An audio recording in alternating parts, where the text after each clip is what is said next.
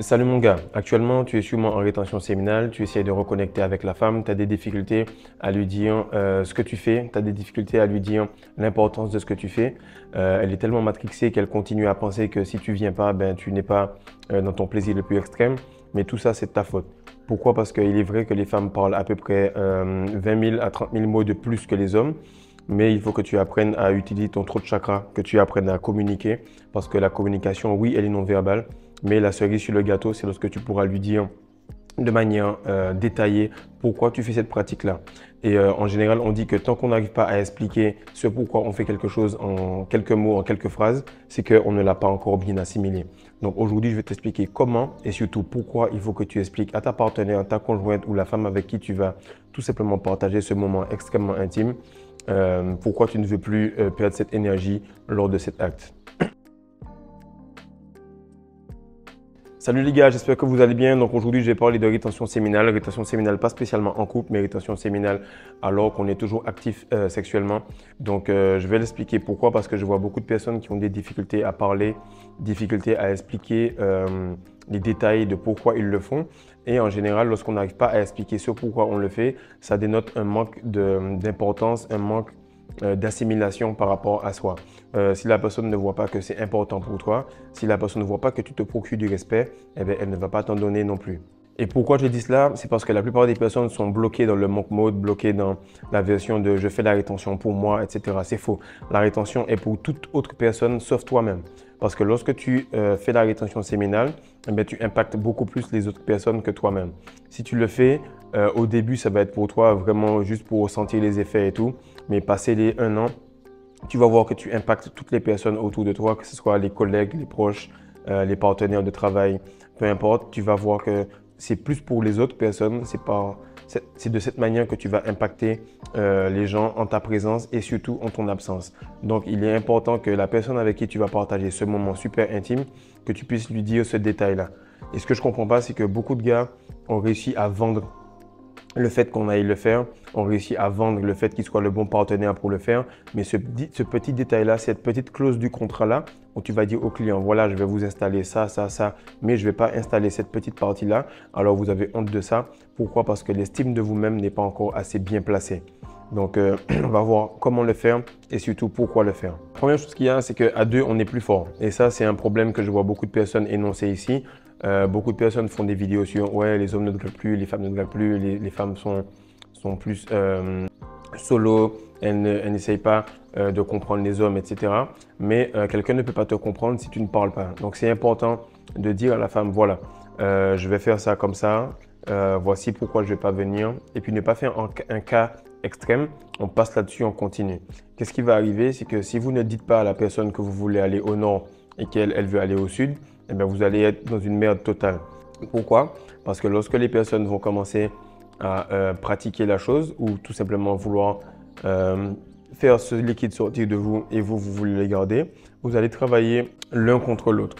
Or, c'est quelque chose que vous voulez faire ensemble afin de faire monter la vibration.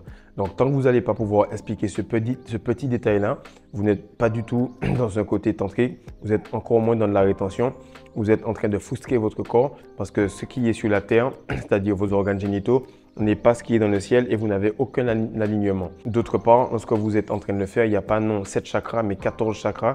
Donc, il y en a 7 qui vont à l'opposé, plus vous qui ne voulez pas vraiment vous exprimer. Donc, le trop de chakra n'est pas là. Votre cerveau veut garder la semence, mais le corps en bas veut sortir de là. Et vous avez eu plus de 10, 15, 20 ans de perte d'énergie. Donc, si vous n'êtes pas tous ensemble pour faire la chose correctement, automatiquement, vous allez perdre ça et puis après, vous allez être frustré. Donc, c'est quelque chose qui se fait à deux. Pour faire un bon rallye, il faut un pilote et un copilote pour qu'on puisse signaler à la personne, voilà, ralentis, on recommence, moi je veux ci, comme ça, comme ça.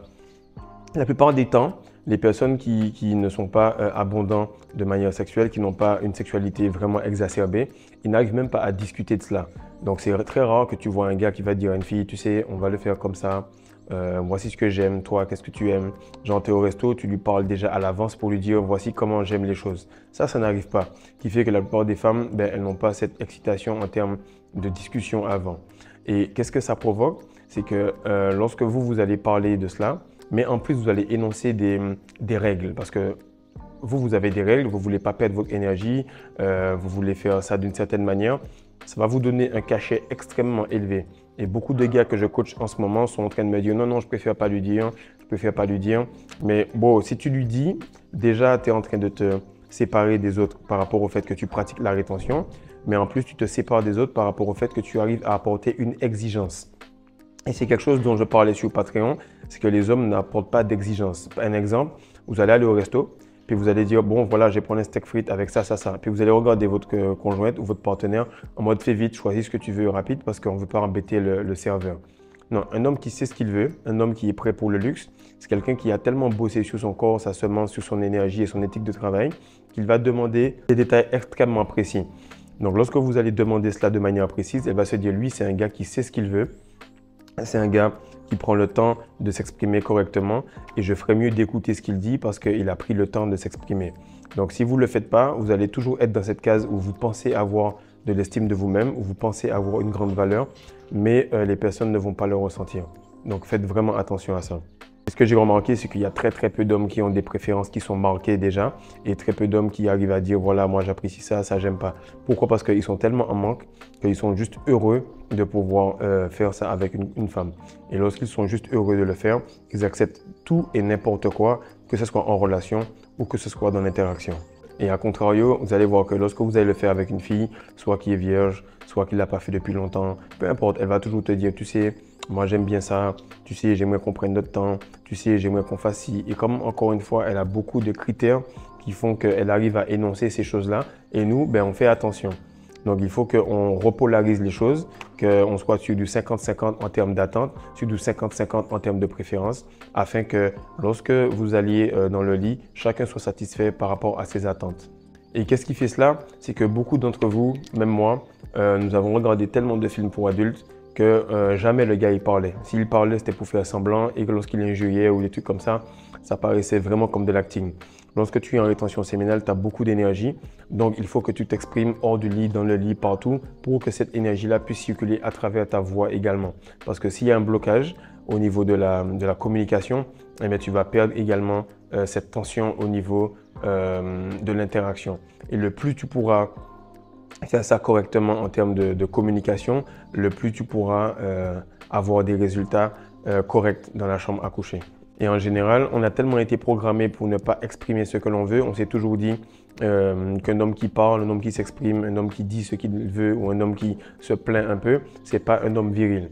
Or, c'est faux. Un homme viril, c'est un gars qui tout simplement arrive à formuler les choses et à garder ce qu'il veut comme morale, à garder ses principes, peu importe la pression, et ce sans craquer. Donc, lorsque vous allez énoncer vos principes et lui dire, même dans ce moment le plus intense, non, moi je ne veux pas, elle va voir que c'est une discipline qui est extrême parce que vous arrivez à renoncer à un plaisir passager, un plaisir que vous avez soi-disant recherché depuis longtemps pour quelque chose de meilleur demain ou après-demain. Alors, maintenant, c'est le deuxième point, c'est comment tu vas faire ça. Comment tu vas faire ça? Comment tu vas expliquer à quelqu'un que voilà, ça ne va pas se passer de la même manière que d'habitude, mais ce n'est pas si important que cela. La première chose que tu fais en vente, la première chose que tu fais en séduction, c'est de placer un contexte. Tu places un contexte de la manière suivante. Voici actuellement, à chaque fois qu'on le fait, ou bien chaque fois que tu le fais avec quelqu'un, qu'est-ce qui se passe? C'est que la personne, elle va venir au bout de 10 à 15 minutes. Tu l'énonces direct. Tu lui montres que voilà, voici la merde en général où on en est. Et c'est pas cool pour toi parce que toi, en tant que femme, tu viens beaucoup plus loin, tu viens beaucoup plus tard. Et moi, qu'est-ce que je fais actuellement?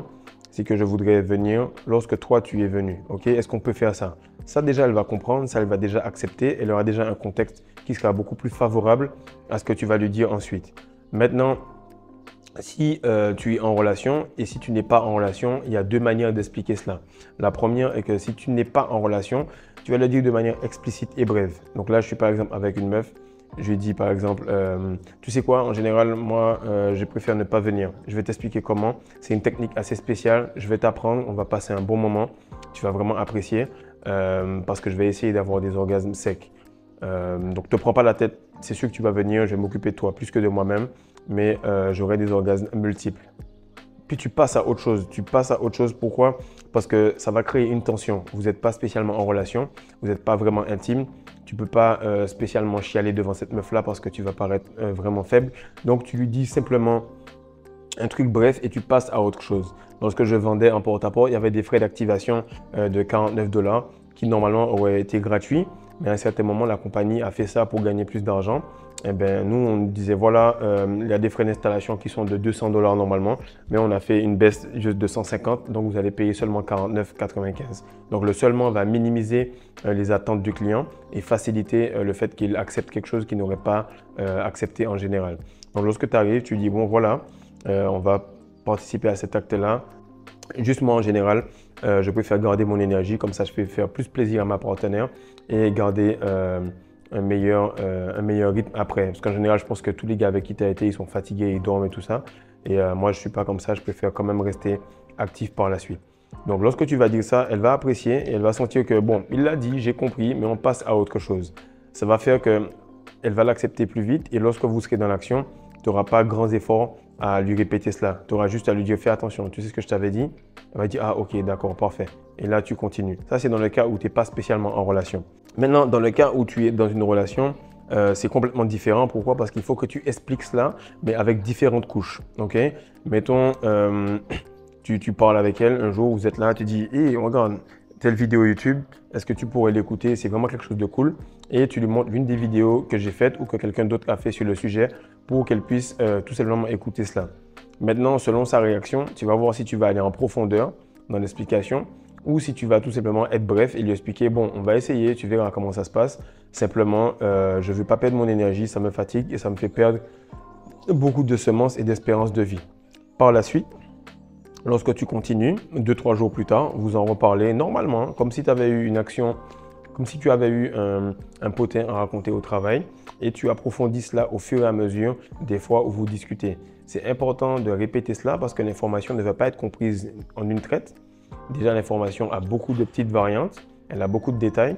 Donc, le plus tu vas revenir dessus au fur et à mesure, le plus elle pourra comprendre les subtilités qu'elle n'a pas pu savoir du premier coup ou les questions qu'elle n'a pas posées du premier coup. Maintenant, il ne faut pas qu'il y ait un grand temps d'attente entre le moment où vous expliquez et le moment où ça se passe. Je t'ai expliqué ça il y a 10 minutes, on n'est pas en couple. 10 minutes après, ça se passe, terminé. Je t'ai expliqué ça, on est en couple, on est mariés. Il y a peut-être une semaine. Dans la semaine, il faut que ça soit fait 3, 4, 5 fois, avec échec ou sans échec. Mais bref, il faut que ça soit fait tout de suite avec la tentative. Parce que lorsque vous allez attendre entre le moment où vous avez énoncé ce que vous voulez faire et le moment où vous le faites, ça va créer des attentes différentes qui seront automatiquement loin de la réalité. Donc, il faut faire ça avec le plus de détails possible et expliquer ça correctement. Donc, vous pouvez passer par le point physiologique. Voici ce que ça me fait comme mal. Si tu m'aimes bien, tu comprendras. Sur le point du bien-être du couple, lorsque je viens, automatiquement, je suis fâché après, je suis aigri ou toi, tu es frustré. Et le troisième point, c'est expliquer que si tu fais ça de manière tantrique, automatiquement, elle, ça lui fait du bien. Puis on peut aller encore plus loin. Voici sur le plan de vue spirituel ce que ça fait. Mais plus il y a de questions, plus le client est intéressé et plus le client est sceptique, plus il sera convaincu. C'est vraiment ça qui est important. Et sachez que je suis passé par là, tout le monde est passé par là. Tout le monde a le même style de femme à peu près. Nous sommes à peu près les mêmes styles d'hommes. Simplement, les petites décisions que nous prenons dans les détails vont créer la différence de demain. Maintenant, le troisième point, c'est que la plupart du temps, les femmes vous demandent des choses et elles veulent l'inverse. Donc, il y a des livres qui expliquent ça, comme The Way of the Superior Man, où elle t'explique que voilà, elle veut que tu viennes, elle veut que tu viennes, elle veut que tu viennes. Et lorsque tu es venu, vous remarquez qu'elle est un petit peu, non pas déçue, mais en réalité, son corps réagit de manière différente. C'est-à-dire, oui, elle vous a dit, voilà, je voulais que tu viennes. Quand tu es venu, la tension a diminué dans la pièce, la tension a diminué dans le couple et les 15-20 minutes qui se passent après sont complètement bizarres. Donc, comprenez que ce qu'elle vous dit par sa programmation qu'elle a eue, par le monde qui lui a expliqué qu'il faut qu'elle voie cette semence-là et ce qui se passe réellement est totalement opposé. Parce qu'en réalité, plus elle vous dit de venir, plus elle cherche cette masculinité chez vous et moins elle la voit parce que vous la perdez en elle. Donc, le plus vous allez vous retenir, au bout de 14 jours, 21 jours, 1 mois, elle va le ressentir et vous-même, vous allez lui dire, voilà, je ne sais pas si tu as ressenti un petit peu la différence qu'il y a dans notre relation en général, mais c'est dû au fait que je me retienne. Il faut que vous liez tout de suite action et explication. Vous avez expliqué et vous actez tout de suite afin de ne pas perdre de temps. Donc voilà, j'espère que pour vous, vous n'avez pas trop de galère à expliquer cela. J'espère que vous avez quand même les couilles de dire ce que vous avez dans la tête, que vous avez au moins l'estime de vous-même assez élevée pour pouvoir expliquer les détails de votre corps. Votre corps vous appartient, votre semence vous appartient. Et c'est de votre ressort, c'est votre devoir de lui expliquer que vous ne voulez pas perdre quelque chose qui est plus valable que le sang. Autrement dit, si vraiment ça complique les choses, vous lui expliquez qu'une goutte de cette semence-là vaut 60 à 40 gouttes de sang et que si vous perdez cela, alors vous êtes en train de vous faire tuer par la personne qui, soi-disant, vous aime. Partagez ça les gars, likez, réécoutez-la. Faites en sorte que vous soyez le plus explicite par rapport à cette chose parce que le moins vous allez expliquer à la femme ce que vous voulez, eh bien normalement le moins elle va comprendre. C'est tout à fait logique. Peace.